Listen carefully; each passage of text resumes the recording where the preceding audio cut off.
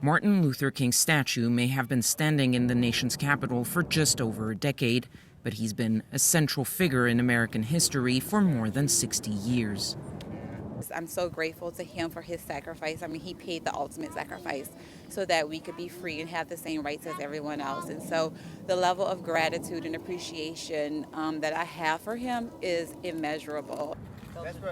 After some initial resistance, Martin Luther King Day has been observed by all 50 states for more than 20 years, a reminder for many that his work remains unfinished. It's impossible for one man to finish that job, okay? It's going to take generations because it took centuries to get to where, where we were or where we are.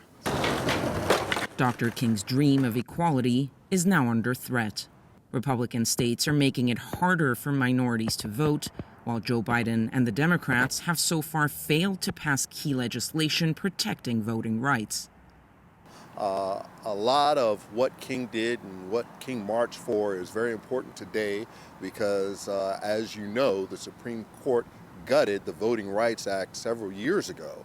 And as a result, we have many of these southern states that are now enacting draconian voting laws and voting restrictions to suppress the vote of black people and other people of color in many southern states. So the heritage and the history of Martin Luther King is important because it's ironic that we are still fighting the same struggles that he fought over 50 years ago.